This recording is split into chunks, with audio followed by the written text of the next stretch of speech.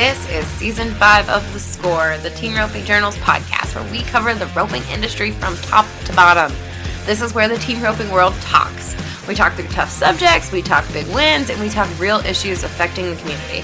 I'm your host and editor of the Team Roping Journal, Chelsea Schaefer.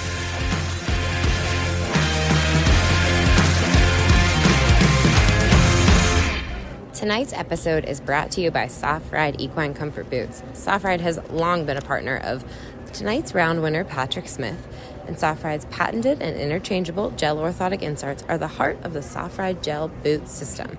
Their gel orthotics conform to and support the sole of the hoof and the hoof ball on shod and unshod feet, providing unparalleled comfort for your horse. Soft-Ride Equine Gel Boots in sizes 2 through 7 include a pair of their standard turquoise orthotics. Size 8 through 10 boots include a pair of purple orthotics. Replacement or specialty orthotics are available and can be purchased in pairs.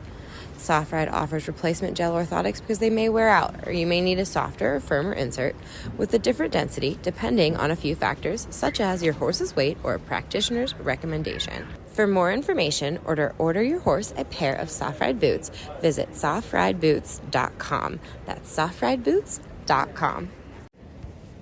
Hey everybody, it's Chelsea Schaefer and this is The Score. I am recording this from the gate area on my way back to Las Vegas because I went back to Colorado for my daughter's dance recital. She is 6, so please don't hate me for not being live in the Thomas & Mack. But the good news is that Casey Allen, who is my barrel racing editor over at Barrel Racing Magazine, as well as the host of the Breakaway Breakdown podcast, she knows her stuff, and she talked to Tanner and Patrick from the press room for me.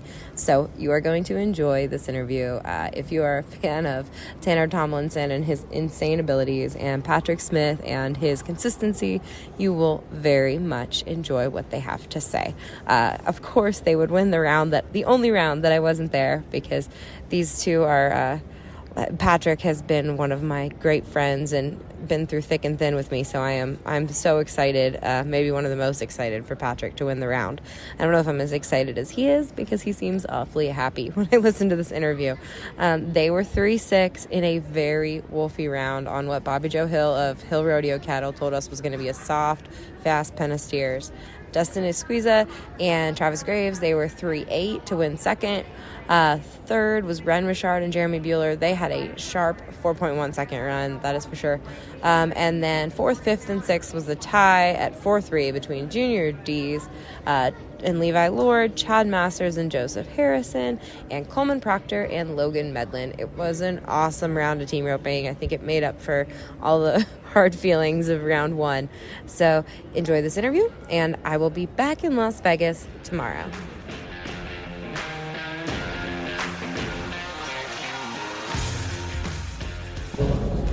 All right, you guys. So Bobby Joe said that you had the money steer tonight. Did you agree with that? And did you feel like there was pressure on you? Anytime you hear that, there's pressure. Tanner's the one that told me. He said, well, they said we have the money steer tonight. They're going to win a bunch of money on him. I said, well, I hope we're 29,000 of it tonight. That's my only goal. So, yeah, it does add a little pressure. But the way the round was setting up, it takes some of that pressure off of you, too, because you know you got to try to go fast and just react and go. Yeah, I was going to ask, so Tanner, you got the money steer, you're backed in the box, everybody's slamming out these great runs. Did you feel that pressure when you backed in? Well, actually, I was real nervous for the first time in my life the first 2 nights. And tonight, after watching right in front of me Dustin go 3-8, there was a 4-1, 2 4-3s, I knew it was tough. Kind of took the thinking out of it, and I kind of blacked out for a minute and knew Bobby Joe told me I had the money steer. So I just got a good start and set it up, and Patrick and Turbo had it finished, and it was just a blessing. So did that run feel textbook to you guys, or was there any panic at any point? Did you feel rushed at all during the run? No, I actually told myself when I backed in tonight that I kind of had a feeling with the way the round was going, what Tanner was going to do. So I had made up my mind I was going to make sure and give myself a little bit of spacing. I wanted to be off of the steer and not let myself get caught up tight if he did head him fast and hit him. And tonight he did the most.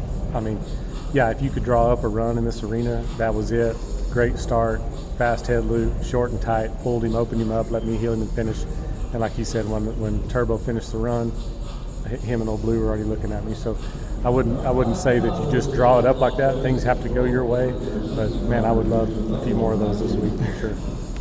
Tanner, how did it feel to you?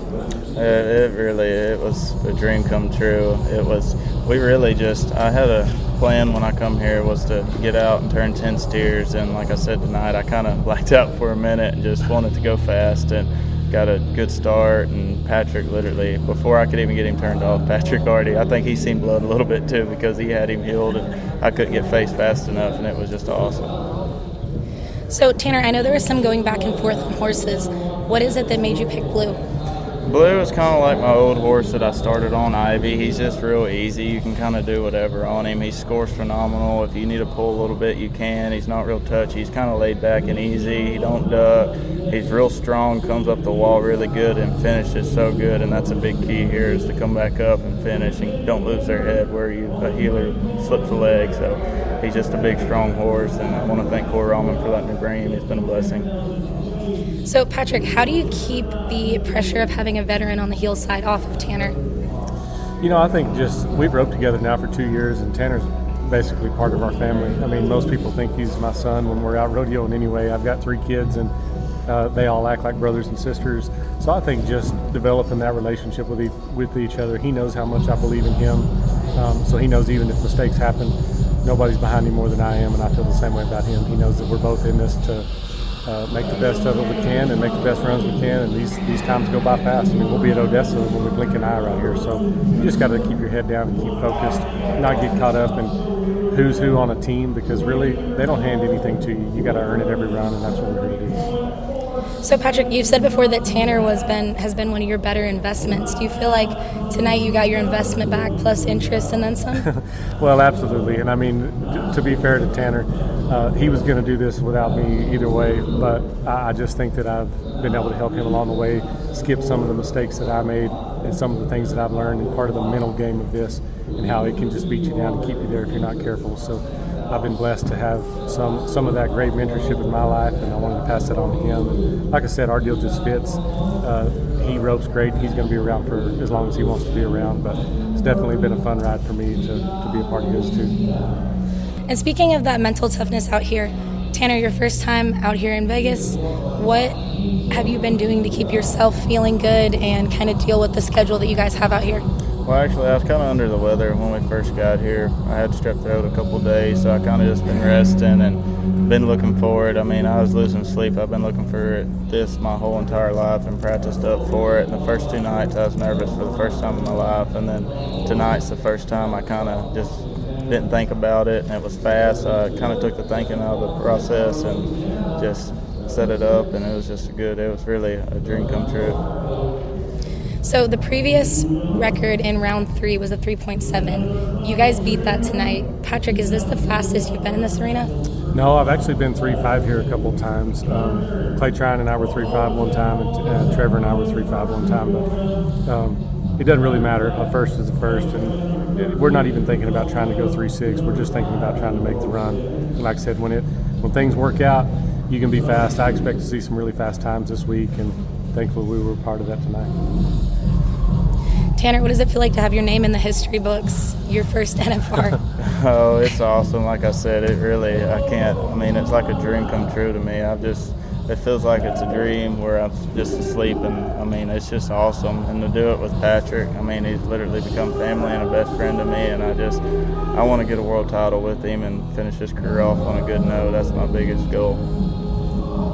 Awesome. Well, congratulations again. Chelsea told me to tell you guys that she is so proud of you. She is so happy, and she was disappointed she couldn't be here. So congratulations. Thank you very much. Thank you.